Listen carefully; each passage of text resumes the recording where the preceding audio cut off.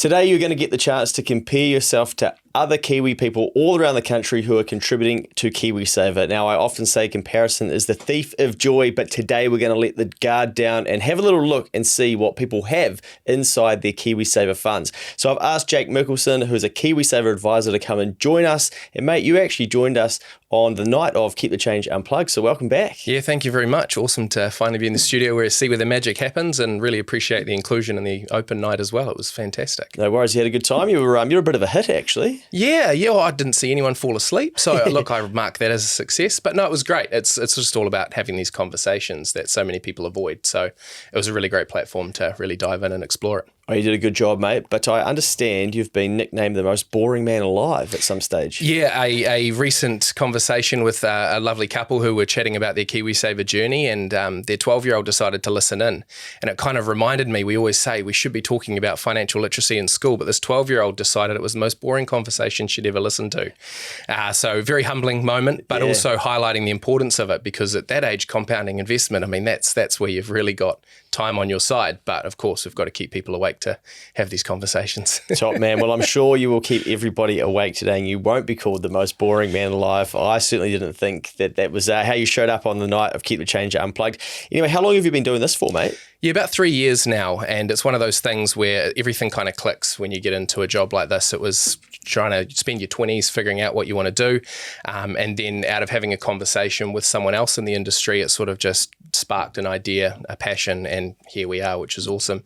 But wish I found it earlier, as I'm sure many people do when they find a job they love. Brilliant. So you're out there in the trenches helping everyday Kiwi people understand how they can better set themselves up for retirement. That smacks it on the head. Yeah, absolutely. Yeah. It's about having that conversation, getting people thinking about it, and realizing that we are all aging. I remind people every day, my job is to remind you you're getting older, but it's about taking control of that and not being afraid of it. What do you love most about being a KiwiSaver advisor? Probably just having real life conversations. And I think the most rewarding part of this job is the phone ringing saying, hey, we're ready to buy our first home. And that's something for a lot of people. They say, well, we would never have had the tools or the ability or the assets to be able to do that. But KiwiSaver is obviously a fantastic little tool where we can kind of force ourselves to save and be protected from our own spending habits. And it can help people get into that first home on the property ladder. Yeah, nice. So those are people who have started working and then they've contributed. They're getting the employer contribution, government contribution, and then maybe even a government subsidy when they're pulling it out to get their first home. Yeah, so the government subsidy's now dried up, which is a bit of a shame, but it was such an amount that it wasn't really defining whether or not you could qualify. If that was what it came down to, for a lot of people, they were probably a bit too close to the line.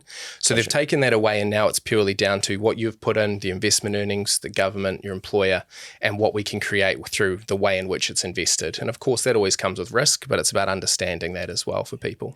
Do you see like the average age of people who are buying or using KiwiSaver for their first home? Because I think the average first home buyer age these days is about 37. So is that typically what you see? Yeah, it's a very, very diverse range. I mean, we see people who try, in their 40s and 50s as well, and then that becomes a whole other conversation with banks and all the rest of it. But from what we see, we are talking to people in their 20s who have this vision of 5, 10, maybe 1, 2, whatever the year time frame may be. And we are seeing a lot of different things. I'm sure every advisor working with Generate would have a different number, but for me, it's really exciting to see someone who's in their 20s, whether it be 29 and a half or anything, actually pulling that trigger. But typically I'd say early 30s is pretty standard. Yeah, cool. Okay, so what's the main conversation you're typically having with these people? Like it must become quite similar, I'd imagine, at times. Are there any sort of clear themes from these conversations you're having with people? Yeah, absolutely. I mean, the main thing we're seeing at the moment is a lot of people are, I guess, struggling a little bit with the cost of living, interest rates, everything going on at the moment. And they look at KiwiSaver and go, well, that's the first branch to trim, in the sense that I'll worry about that later. And unfortunately, with that mentality, it does get put on the back burner for a lot of people. And it's a conversation of, well, hey, let's keep the conversation going. Let's bring it back. Let's put it at the forefront of the mind, get it set up correctly, and then just check in on it every few years. Doesn't have to be every couple of minutes. And that way we can make sure that people are getting the most out of their KiwiSaver journey through that. But for a lot of people, it's maybe taking KiwiSaver holidays. The stats around how many people are on holiday with KiwiSaver at the moment or opting out, they are quite daunting. especially when you compare it to other countries where it may be a bit more compulsory. But at this stage, it's just down to what can people do to survive now, and then look to the future of how we can maximize it in the future. Yeah, I was speaking about this recently because, I went through this when I put myself into my own recession, and I targeted trying to clear my credit cards and stuff like that. And so that was a lever. I stopped contributing to my KiwiSaver, and now I'm having to play catch up because not only did I not contribute, and then I'm like, oh, I'll do that soon, which then doesn't come. So then you take even longer, but then you've missed those years of compounding as well. So now I've forced myself to go back and tidy some of that up. But the danger, I think, as well, of being in survival mode and thinking, okay, well, you give yourself validation that, of course, you shouldn't contribute to KiwiSaver because you can't afford to at the moment. But then when can you afford to? Because there will always be something in your life that is expensive. So, I think if we can learn to live off of a lower percentage of our income and then just not change that and not be tempted to and not see it as a lever, then we're going to set ourselves up, a lot better longer term. Yeah, absolutely. And I think it comes back to something I was brought up. Dad used to always say, everyone you meet wants your money. Every place you go, every time you leave the house, someone wants your money. And I think that's something to remember. And a way we can control it, and something we talk to clients about, is if you're contributing 6% and something goes terribly wrong and you have to go down to 3%, well, at least you're still getting the additional contributions, employer, government, etc. But if you're at 3%, things go wrong and you have to go to 0, well, then you miss out on all the bonuses as well. So it's really about, well, what can you control? And life happens. We know that, particularly in the case of hiking interest rates, etc. There are so many things changing. So it's just down to what can you control and how can we make sure that you have a good look on the other side of what that looks like going forward.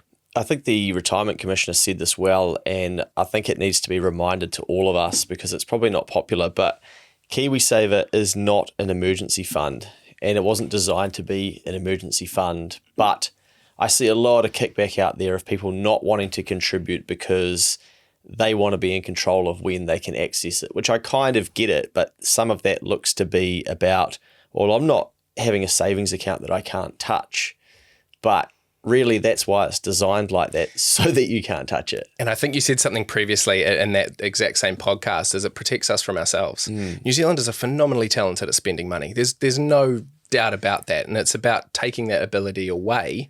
Well, as you say, it is there as an absolute last resort emergency, but it's not something we should be looking to do straight away. Yeah. Because the reality is that just is so detrimental to the compounding effect. And if you're sitting there struggling to save $1,000, yet you've got this fund sitting there with, say, $20,000, well, I can understand why that might create an emotional response. But what you're doing is robbing your future self. And that's something you just don't want to be doing because of that long-term compounding effect. Hey, when you're going out there and you're seeing people, are you often meeting with couples? So yeah, a partnership as such? Yeah, we encourage it. At the end of the day, if your goal is to retire together, let's chat together, because there's no point having one party putting in 10% and investing correctly while the other party may drag the chain as such. So we just want to find a way that it balances for both of you. If your goals are similar, then let's make sure you're both getting the most out of it. Because why it's front of mind for me is that a few people have been messaging me this week where they either can't get their wife, girlfriend, etc. on board with investing, or vice versa, where their partner, husband, etc. is not too keen on talking about finances. And I was thinking, you're the perfect scapegoat, because people could say, look, I want to get my KiwiSaver reviewed and our KiwiSaver reviewed. Let's get a KiwiSaver advisor to come and see us. And then you become the bad person, but you can then facilitate the conversation between the couple. Absolutely. And I sit there and I'll bring up all these financial things. And if I start an argument, I remind them I'm just here to give KiwiSaver advice. Yeah. Remove myself away from that part. But the reality is that's exactly it. My job is to look at people's financial journey in their KiwiSaver area and say, well, how can we be maximizing this in a better way? And if that is simply by saying, well, let's talk about it instead of ignoring it, well, at least that gets the chain rolling and the ball rolling in the right direction. And for a lot of people, it is nerve-wracking to talk about, especially if there's a sense of guilt of, I have ignored this for 10 years, or I'm with that provider I shouldn't be, or whatever it may be. It comes down to what's important to you. Is it the values? Is it the returns? Is it the having an advisor to talk to? All of these things factor in. But at the end of the day, if you're ignoring all of it, it's trouble. It's trouble, absolutely. Yeah. And it's about taking advantage of what the opportunities are for you. Do some of those conversations get a little bit testy at times? Had any awkward ones? Yeah, I'd say you definitely the odd awkward one. And especially when someone says, I've been telling my partner, husband, who Always should have goes been down in well. for 10 years. Yeah, he should have been in. How much would he have if he had been contributing all that shit. time? And I just look at it and go, well, that's not my job, is not to cause issues of what could have happened. It's about, let's take what the reality is today and build what we can do going forward. Kind of clean slate it. Yeah. This is a block. Let's start the conversation as moving forward, not be annoyed about what's happened in the past. Jake, you're too good, Too professional. Be like, listen here, Barry, big bollocks, mate. If you hadn't been such a hero and done the day trading on the side, here's what we could have had. Yeah, well, I've done this job 3 years and no black eyes. So I look at it and be like, it must have done something right, because at the end of the day, that's definitely not what I'm wanting to get in the middle of. Yeah, well done, mate. Hey, what about people being in the wrong funds and things like that? Do you see a fair bit of that where people just aren't taking the risk that they should be at their age profile? Yeah, absolutely. And even things like, I put my money into a low risk fund because I was going to buy a home, which makes a lot of sense. And then you sort of say, well, have you bought? Yes, 5 years ago. Oh, no. Yeah, and that's just those things where people have this mentality of, I need to buy a house, I need to buy a house. And that's fantastic, but we then need to pivot. Yeah. The whole mindset shifts. It's no longer about a certain set goal. It's about accumulating as much as we can. And unfortunately, for those who are very risk averse, the data doesn't work in their favor. It is more inclined to say long-term, historically, high risk has equaled high reward. Now, past performance never guarantees future performance. And it's important I do highlight that this, of course, is not financial advice. It's purely just commentary on the circumstances. But we look at it and go, we need to be in the right fund to take advantage of that journey. And when we look at New Zealand, we are sitting at about 40% of people in those growth and high growth funds, whereas we need to be looking at, well, is that appropriate for the general population, for everyone? And again, that's why it's so important to look at all of this case by case. Interesting. So 60% roughly of KiwiSaver contributors are not in a high or high growth fund. Correct. Yeah. Wow. Yeah. And that's typically because without knowing the context of risk, people look at it and they get nervous, and that's allowed. It's their money. But when it's something, let's say you're 30 years old and you've got 35 years till you can touch it, well, that's the other risk is missing out on potential compounding growth. And again, it comes down to, we just have to look at history to kind of predict the future, which my job would be a lot easier with a crystal ball. But the reality is we can just rely on data, and we've got a lot of it now, even before KiwiSaver's time, of how long-term compounding investments work. Too many of us signed up to a KiwiSaver plan without much thought. And signing up is great, but if you've never got advice before, you could be missing out. Your KiwiSaver account could become one of your biggest assets over your lifetime. That's why getting expert advice early and ensuring you're in the right fund is so worthwhile. Generate have a team of KiwiSaver advisors available to help. Head to generatekiwisaver.co.nz/change to book a no obligation meeting. They can even come to you. A copy of the product disclosure statement is available at generatekiwisaver.co.nz. The issuer of the scheme is Generate Investment Management Limited, and of course, past performance does not guarantee future returns. Even if you had a crystal ball, though, you've still got to explain to someone, and you've got to get them to have the belief that things are going to be okay. And I do think Kiwi people seem to be quite risk averse and scared, and it's sort of drilled into us, I think, not to take too much risk. And I don't know what that is, whether it's just keep your head down and property's been safe, so stick over there, or we've had the 87 crash, like all these different things, I think have seen a lot of people scared to take risk that really, if zoomed out, isn't actually as risky as what they think it might be. 100%. And I look at my parents' generation and all of them, going through the 87 crash and how that impacted them in their early stages of their career. And that was a really eye-opening experience for them, but it's also created a ripple effect where they've been probably very risk averse for the following 40 years. And as a result, have they missed out on opportunity? I mean, if we look at some aspects of the data, absolutely. But at the same time, we do need to be realistic and not put all our eggs in the basket of high risk if we want to access that money in the short term. Yeah. So it is about measuring each person case by case and seeking advice, because it's not something people have to do alone. No. Righto, mate. Let's get into some statistics.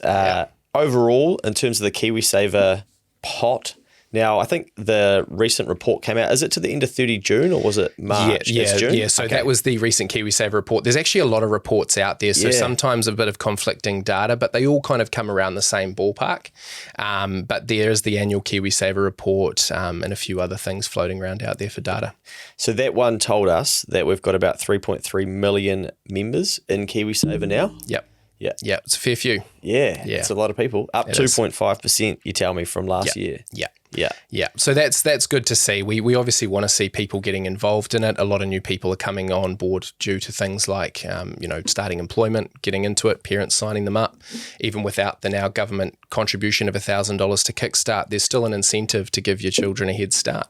And it just comes down to how you want to structure that financial planning. Yeah, nice. Okay, so we've got about 112-ish billion at 30 June, so it's probably more because the S&P 500, et cetera, has been going pretty good over the last few months. It's October when we're recording this, so that might even be around 115 billion maybe. Yeah, hard to say, and we are waiting for the latest Morningstar report to come out. As you say, we're in October, so it hasn't been released yet up to the end of September, and that will give us an update of where we are as at 30th of September. So that's all good information to see, but we're tracking in the way we want.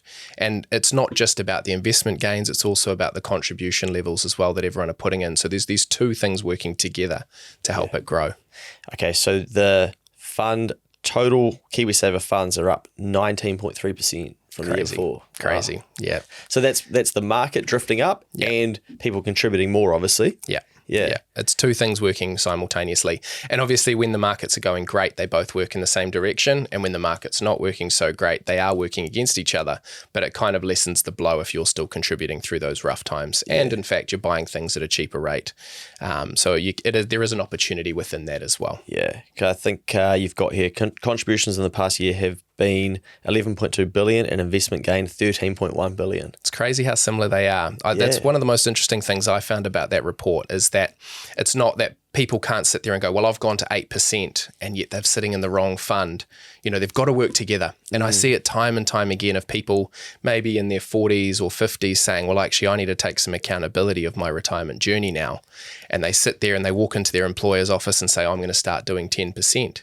And then after a couple of years, it's not getting the movement that they anticipated. And we go through the data and it's, well, they're not getting any investment returns because it's not being invested the right way. So it's looking at both aspects there. And I think that stat to me was just really eye-opening to say they are both such important parts. Contribute the right amount, make sure it's invested correctly and get them working together. Yeah, well, then if we look at the average balance in there, the average is 33,500 roughly. And that's up 16.5% from the year before. Yeah. That's pretty decent, eh? It's awesome to see. It's fantastic to see. And all these things are starting to work in the right direction. And constantly people are throwing out things like comparing us to overseas and everything. But, New Zealand's got its own thing going on. And I think that's what we need to remember is KiwiSaver is still pretty young. 2007, 2008, this thing launched. Yeah. And we've got a long time. No one who joined it has lived a whole career at 18 and then retired at 65 to see the full effects of it. We've got, 3 times its lifespan till that happens. So with that in mind, it's still very young in its way, but it's moving in the right direction and that's what we want to keep seeing. Surely in 2027, I was going to say something really irresponsible, like we have a big bender, a party or a celebration. When we celebrate like 20 years of KiwiSaver, surely that's got to be on the cards. Well, we'd hope so. And in the sense that if it's proving it, the idea of what it is to help people in retirement. And right now the data may not be quite there in regards to how much people are retiring with, but then again, someone turning 65 today only got KiwiSaver in their late 40s.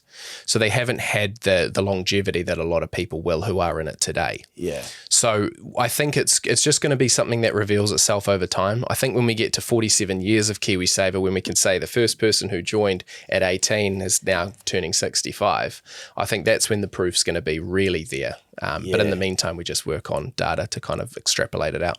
Well, 33,500 is the average, but what I've asked you to do is hack into the Generate server, which you've done for us. And so you've actually got Generate averages, which we will come to in a second, so that people can compare themselves to maybe different age ranges and even some of the funds. But some scary stats here as well, like you mate. 38% of members are not contributing. It's 1.3 million people. Yeah. So 1.3 million of the 3.3 million are not contributing to KiwiSaver. Yeah, and there's a big chunk of people under the age of 17 and over the age of 65 that are no longer contributing as well. So that factors into that. Okay. But there is still a huge chunk of people in the 18 to 65 contribution era that aren't. And that comes down to a whole range of reasons. For a lot of people, it comes back to that, can we afford this right now? Which is, of course, something we need to be relooking at. But there's just so many other areas with it. Some people look at things like, self-investing, think they can do that more effectively. And while I look at that and say, fantastic to do that as well, why not put your eggs across the baskets? Take advantage of the employer money, or if you're self-employed, at least the government contributions, and utilize this as a vehicle of a safety net. Worst case scenario. Yeah, I had someone bashing down my DMs the other day, mate, telling me about how they can do better putting it into the property. And I'm like, okay. Like you're trying to convince. You've already convinced yourself, like you don't need to convince me, like cool. Yeah. I'm like, do your own thing, execute your own plan. But yeah, I think people do get really tribal about some of the stuff and very set. But one thing I heard ages ago that I think is not said enough is it's okay to change your mind, And I mean, I've had times where I've dipped into a form of investment and then gone like, nah, it's not for me. And then like, hey, do you know what? Like maybe I am about this again or whatnot. But I think people get too fixated on they have to be all in or I'm all out, or I said once that I was never going to do KiwiSaver, so now I can't change my mind. But we should, I think, when life is changing for us, we want to be looking at how we're going to invest differently, how we're going to live differently, and what we might have to do that we haven't had to do in the past. I think you've hit the nail on the head there of quite a few factors, and one of the main ones being that, at the end of the day, if you've said so adamantly, I will never do KiwiSaver, I will never do this, and then you realize all your friends and family have got this nest egg that you're missing out on, well, there has to come a time where your ego kind of needs to be pulled into check. Yeah. And not many of us are particularly great at checking that ego all the time. So it's just one of those things where a lot of people, it is the hill they'll die on. And for that reason, they might miss out. But if they're sitting there, as you say, banging down the doors of your DMs with their own strategy, it just brings back to the times of COVID. The amount of people who said, I moved my money to a conservative fund before the drop happened. And I'll say to them, cool, and what's it done since then? Well, it's still in the conservative fund. Yeah. Fantastic. How much have you missed out on? Let's not dive into that number. But the reality is, time in the market is better than timing the market. And again, we've got the data to say that's proven time and time again, instead of trying to outsmart it. And diversification is a massive tool that people can use. Property's great, but so, why not have more than one area going? And there's always something, right? Like I think it's too easy to compare to what we could have done, but it's like, would you have actually done that? At the moment, people have been asking me about gold, and it's like, oh, where were you 2 years ago? But for me, because I guess this is a good example of this, where I saw the world turning to shit, let's say, and I thought, I know enough. I'm going to allocate a decent portion of my KiwiSaver portfolio, because I was self-managing it, to gold. And people are like, I didn't even know that you could do that to start with. And I'm getting advice back being like, we don't really recommend that. It's not really good. And I'm like, nah, trust me on this one. Anyway, I'm like, the world does turn to shit, but gold doesn't really move. And I'm thinking, this sucks. Like I know what I'm doing here. And then eventually I get to the point where I'm like, this is stupid. Just roll it into a high risk fund and get on with it. And since then, gold has absolutely gone on a tear, right? And part of me wants to go and calculate like, what would that have been? But it doesn't matter because it didn't happen. And I think too many people get caught up in the like, I know what's going to happen. But unless you time it perfectly, you're always going to have in your life some story about investing where you should have done something differently. You should never have brought that. You should never have sold that.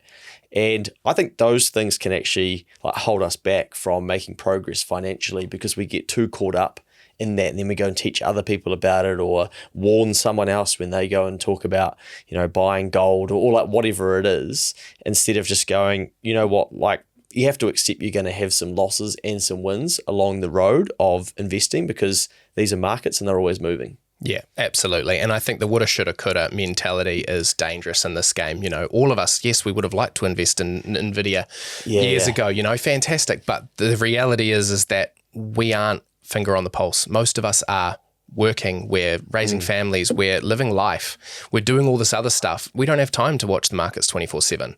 And that's what we're paying people to do in the KiwiSaver space or the active, managed fund space, is we are paying people who have the expertise, whose job is purely to focus on this. So whatever investments you want to do on the side, fantastic. You've got these areas that you can explore, but having that baseline to go back to, of someone else who knows what they're doing. And, hey, they might not get it right every time, but neither will we. We're not experts in ourselves. So it's, you look at that and go, well, why would I try and outplay someone whose core focus is this at all times? Yeah, every day. Yeah. Okay, so 1.3 billion people not contributing. 184,000 of them are over 65 years old and 195 under 17 years old. So roughly about 880,000-ish people who are not contributing. If you are one of those people, I just suggest maybe just pause and think, when did you stop contributing? How come?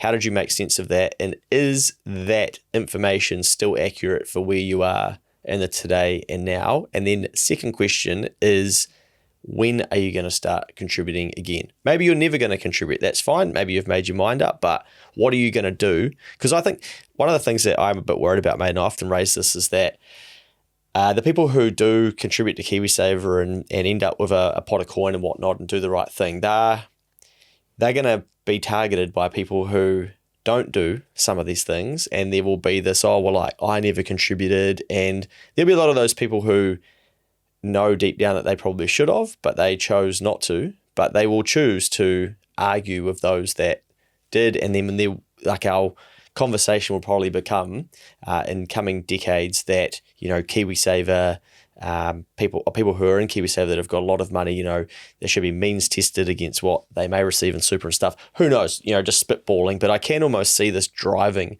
a bit more inequality as well. So I think if we're in the place to be able to contribute, we should be challenging our thinking to think, what are we doing? So that we can take the pressure off of other people or other family members or the entire nation, because we've looked after ourselves as we go because we've had the means to.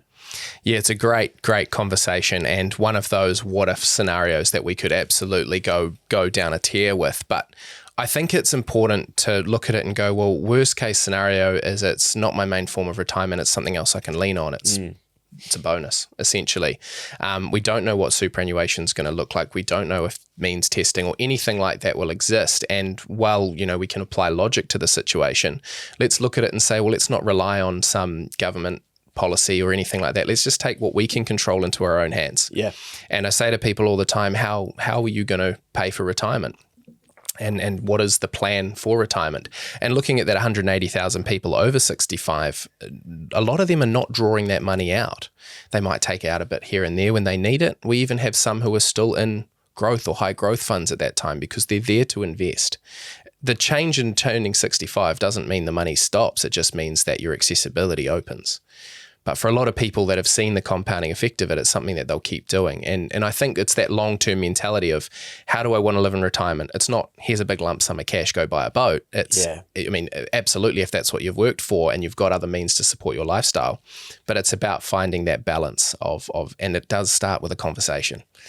Yeah, I think it's a good point too, mate, because there's probably some of us out there where our parents are in KiwiSaver and they may not actually need it. So it could be that we have a conversation with our parents to find out, what's your long-term plan with that? Because it could be that, yes, you get access to it, but if you don't need it, then why not keep it in high risk and keep it, sending, and it just ends up in the will getting passed to another generation, perhaps, and we don't break all the compounding just because, oh, great, we could access it now, let's put it back to conservative, for instance. So I think some, people that maybe are in their 30s and 40s or even 20s might want to have a conversation with their parents and say, hey, what are your guys' intentions, with this? And have some of those conversations, as hard as they can be to have. But eventually, man, your parents come to you and say oh, you're the executor of the will, and you got to put your big boy pants on and be like, fuck, what does that mean? But you have to figure it out, and it's life. Eventually someone takes that role. So you have to have those conversations. So I think if we can create a space where it's more normal to have those conversations, and perhaps parents and kids get on the same wavelength a lot sooner. Yeah, completely agree. And I think they're tough conversations to have. Yeah. Especially if money and things have never been talked around at the dinner table. If you've grown up never talking about this because it's a conversation that's awkward or uncomfortable, it's just something you kind of have to tackle head on. Financial literacy is not something we're all born with. It's something we have to learn. And for that reason, it's conversations that need to start and be continued to be had. And I think for those people that aren't contributing at the moment, you've nailed it. Let's ask why. Why aren't you contributing at the moment? What is stopping you? And can we look at your circumstance to see if we can start to create that nest egg, start to create that long-term thinking? Yeah. And I think as well, like I'll just add that if you think it's genuinely because you don't have the money to and you can't afford to, I've done so much content on how to increase your income. Go and do that, take it seriously, pay your tax on it, have the net amount and start contributing. Yeah. Okay, done. Enough on that. So $5 billion withdrawn last year, mate. First time, $1.2 billion. And hardship, $265 million, and that's increasing too, isn't it? Yeah. Permanent immigration withdrawal up 37% on previous year. Now that scares me if I'm running the country, if I'm Mr. Luxon or whoever. Yeah. That's people leaving the country, taking their money out of KiwiSaver, right? Yeah, it's still not a huge amount when we look at things. It is a scary figure when you put it in that context. But what I really loved about that stat was it was still highlighting that even in a year where a lot of people have this mentality of survive till 25 and all of that, there's still a lot more people buying their first home than there were suffering from financial hardship.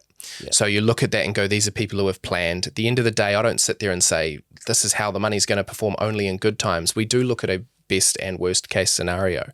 We want to make sure that we're being very realistic and holistic about the financial journey we're about to embark on. So the fact that we've got almost 5 times the amount of people withdrawing for first homes, I mean, that to me is a really great positive outcome, even during a time when things are a little bit tighter. Yeah. And then, of course, it is there as a financial hardship safety net, but again, it's not something people should be pulling on straight away. Cool, mate. So let's get into some maybe Generate specific numbers that you've got there. So what have you got for us here? You've got average balances and how are you going to do this? Yeah, so it's a little bit tricky. You've said it earlier, and I'm going to say it again. Comparison is absolutely the thief of joy. A very frustrating part of KiwiSaver, whilst I love it, it's my favorite part of KiwiSaver, but it also screws the statistics a little bit, is the fact that people can pull out there for their first home at any time. So it's not necessarily just linear at all times.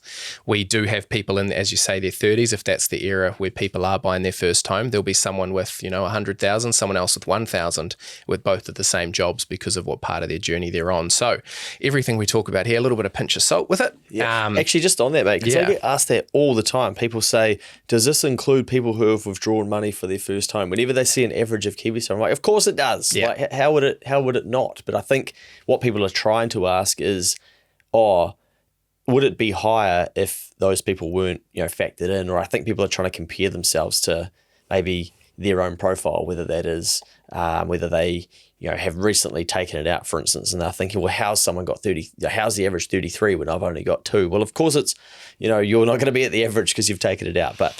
That's a good disclaimer. That's a good thing to point out. Yeah, absolutely. And as I say, this is just some general data from the latest report that came out looking at different age brackets. And then you sort of got to remember as well that, young people who are reaching out for this advice, typically lower incomes, but if, given the right tools, they might be putting in 10% from the bat. And that's all just going to create more compounding effect, which is what we want. We want that kind of working together to get them into those first homes earlier. So have you got an overall average for Generate members? I do. Oh yeah, I do. That's like the big reveal. Oh, sorry. No, I'm joking. So it sits at about 22% above the market average at the moment. So we're above 40,000, nearly 41,000 is our average across our members. Nice. But of course that comes with a lot of things because we are more proactive in the way in which we give advice. We are trying to help more people get into first homes, so that could work against us in that sense. But at the same time, I've broken it down to a bunch of different age ranges, and if we're looking at say 18 to 25-year-olds, the average balance sitting at about 8,800 versus a Generate member sitting at about 14,000 as an average there, which is about 60% higher, which obviously indicates very good compounding long-term side of things, which is what we want to keep working on. The average for a 26 to 30-year-old in New Zealand is about 17,300. At Generate, we've got about 25,900 in that age range. So that's just shy of 50% above. As a 31, 35-year-old, we've got 21,000 as a national average and 31,000 as a Generate average. So again, sort of around that 49% above. And they kind of keep going on that trend of growing. And what we can do is kind of look at it all and go through it age by age. Is that something you want me to keep diving into? Oh, who's got the biggest balances? What's going on? What age range are they? Yeah, definitely the over 65s, but that's where the data became very frustrating to dive into because it was very much skewed in many different ways. It became very unreliable to kind of give comparisons of Generate versus national averages from there. So I decided not to dive too deeply into that because it became very unrealistic. But we do have people that do have very large sums in there. Now, whether they're using this as they've put inheritance in, or they've absolutely had their own company, done 10% and 10%, or whatever it may be, they've absolutely used this as a vehicle. And I look back at a friend of mine's father who said to me, if I want to retire at 55, I need to make sure KiwiSaver's sorted, but then I only need to plan for 10 years. Oh, nice. Because once I'm 65, if I've done KiwiSaver right, that takes over from there. Whereas a lot of people saying, I want to retire at 55 and live till 90. I mean, that's a long time. Shit, mate. I think that even just opened a light bulb for me. Yeah, I need to write that down and play with that later on. I'm just going to, all credit due. I'll send you the account later. Good man. But that's a great way to start thinking about it. If you want to retire early, don't look at KiwiSaver as, I can't access that till 65. Look at that as the person who will take the wheel at 65. Yeah, shit. And then it becomes a lot more of attainable goals. And these are things that, we can be talking about. Yeah. But I think the scariest part of all this average work was the average balance of someone turning 65. In New Zealand at the moment, the average balance of a 65-year-old is just shy of $60,000. 60 rack. Yeah. Okay.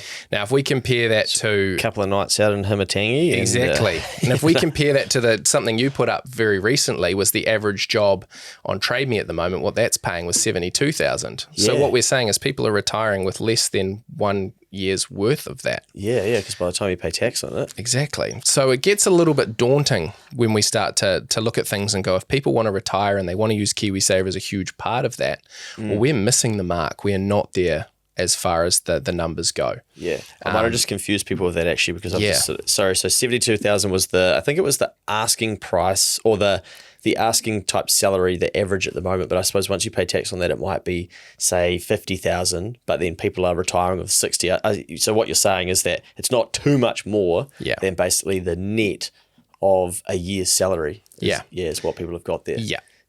So if you're wanting that to stretch over time, of course, you've got access to things like the superannuation, and the numbers change a little bit, but it's not enough in the grand scheme of things. And that's what that Massey University study came out saying. And that was all about the cost of how much is it going to cost to retire.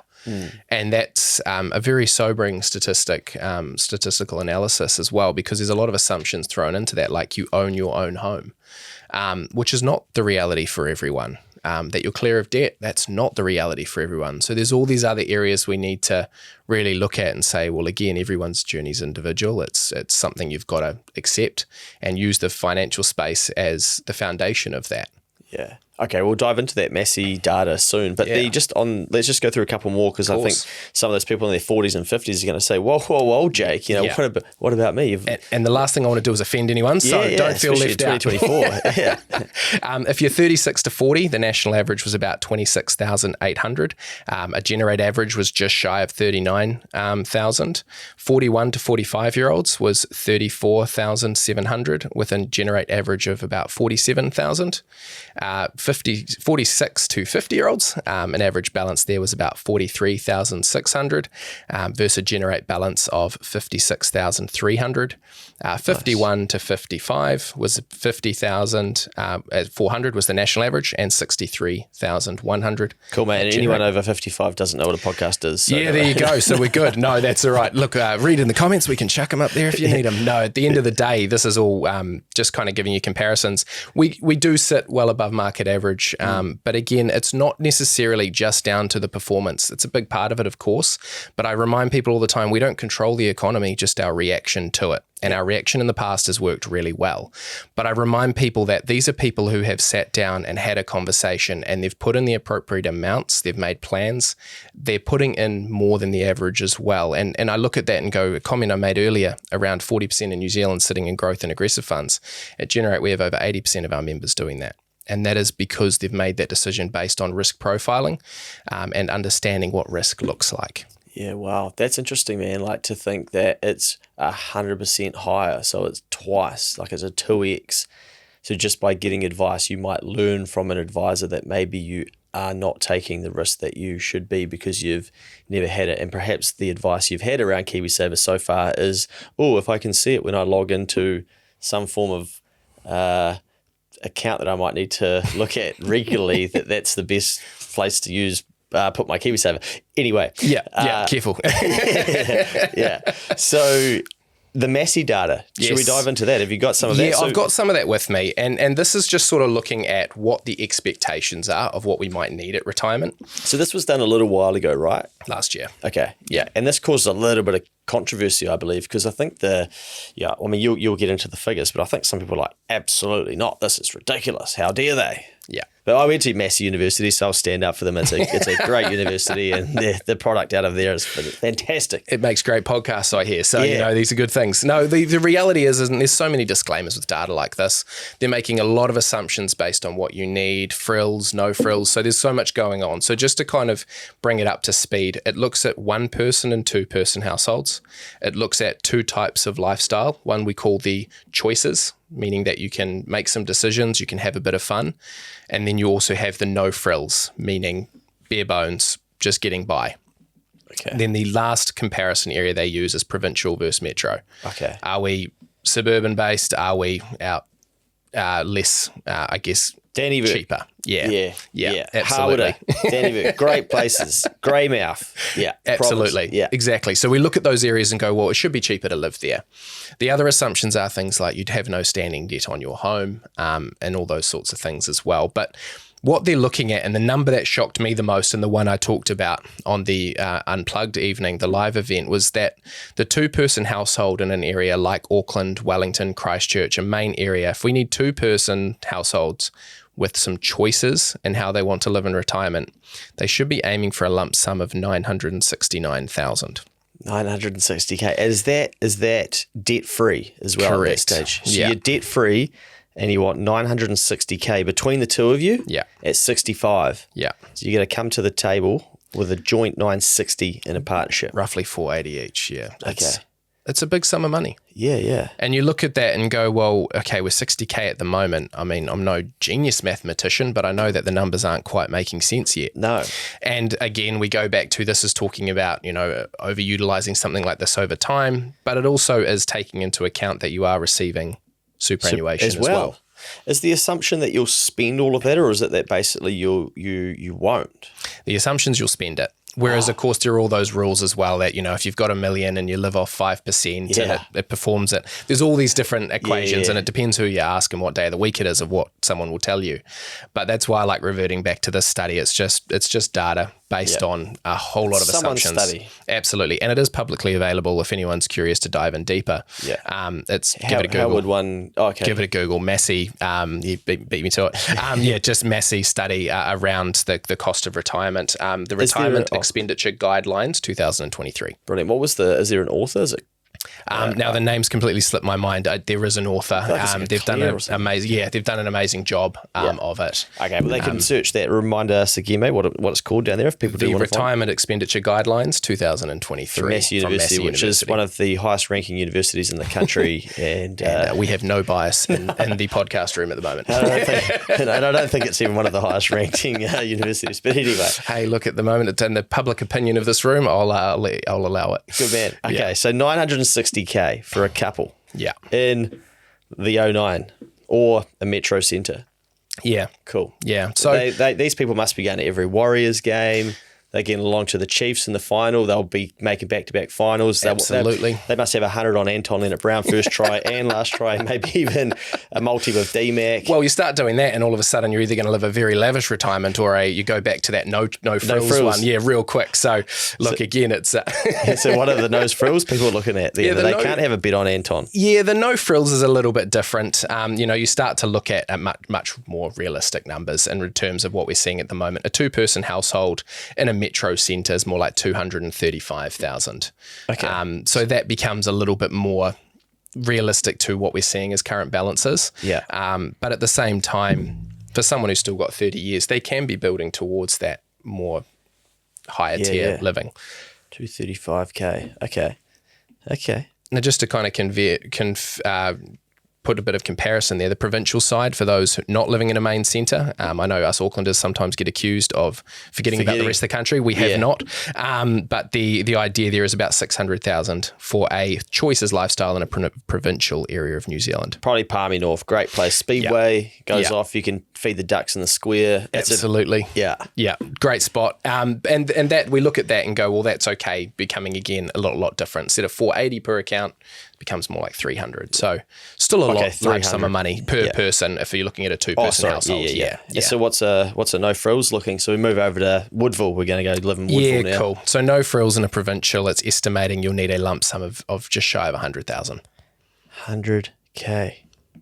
Nice. That's pretty doable and that's exactly it. And I guess like the thing is everything can change once you publish a report, right? Because like what happens to rates and but it's interesting to look at it. 100%. And throwing a disclaimer again, this is last year. There'll be another report. Massey are great at punching these reports out to just give us up-to-date information.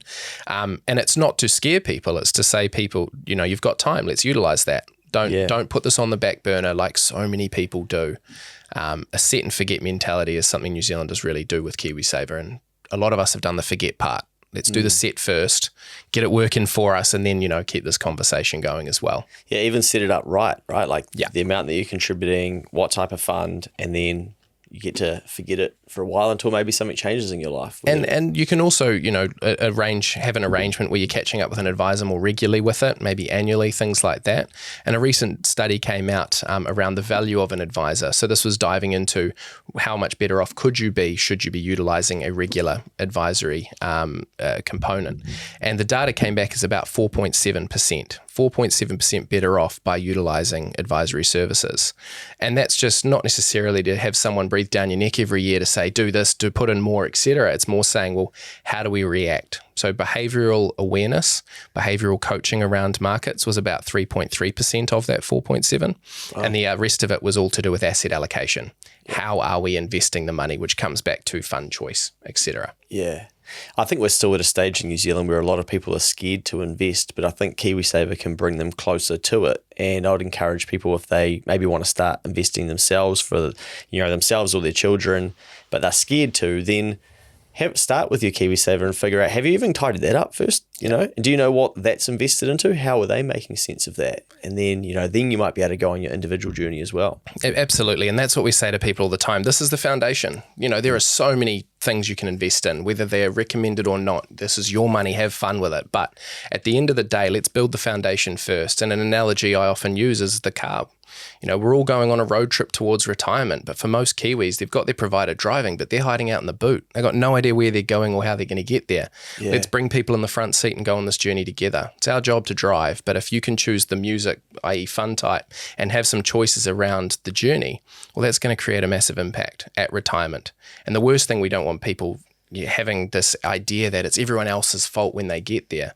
It's about accountability and what you can control in the meantime.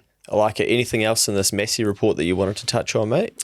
No, I think that's everything from the Massey report. It is quite lengthy. There's a lot of information. And I think the main thing, if people are interested, is checking out all of what they assume people are going to be spending and all the rest of it as well.